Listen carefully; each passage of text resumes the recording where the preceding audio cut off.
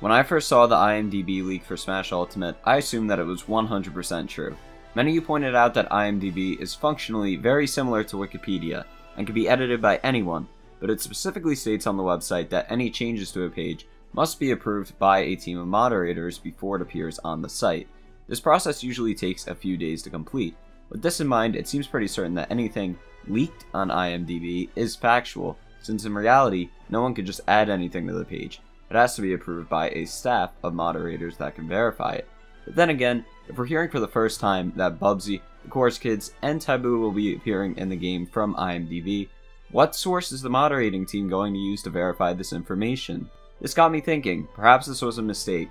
Maybe there was a mess up by the moderators and some bogus info accidentally made its way onto the Smash Ultimate page. After all, IMDb is primarily a website for film, and Smash Ultimate is a video game still under development, so it probably gets far less attention than most other pages on the site.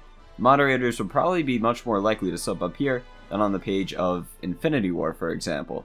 Then I received a comment from someone who claimed to have edited the page in IMDb themselves. At first I doubted this and thought it was someone just trolling.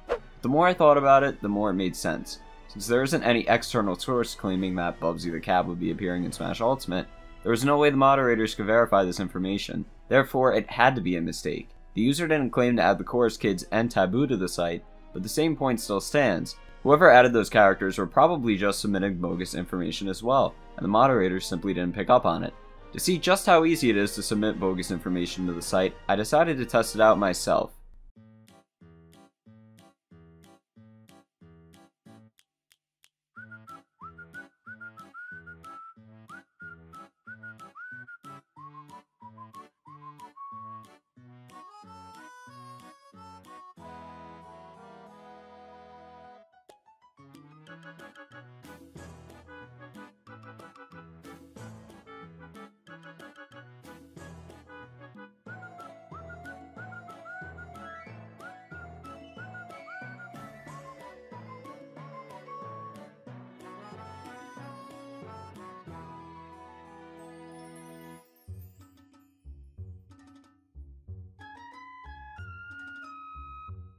So does this mean that neither the Chorus Kids nor Taboo will be appearing in Smash Ultimate?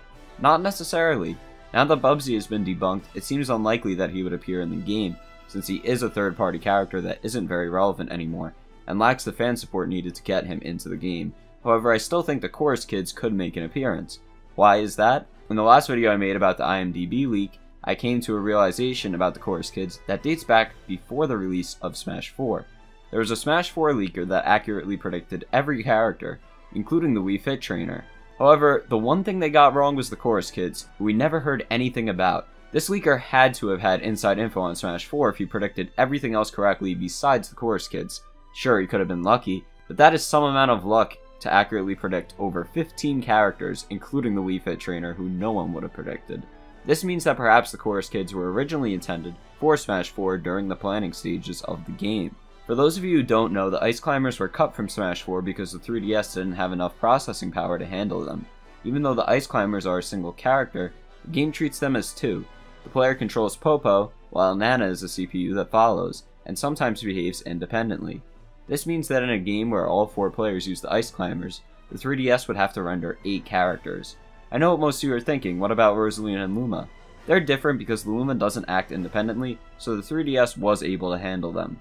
But with this info in mind, the Chorus Kids could have never made it into Smash 4. There are 3 of them, so just like the 3DS failed to process Ice Climbers, the 3DS would have failed to render the Chorus Kids as well. So what if the Chorus Kids were originally intended to be a newcomer for Smash 4, but just like the Ice Climbers, they were rejected due to software limitations? I'm interested to hear what you guys think. Let me know down in the comments. After considering this whole IMDb leak in greater depth, I learned something important. No matter how credible a leak seems, even if it's on a site like IMDb where moderators need to approve every change, nothing is confirmed for sure until you hear it from Nintendo.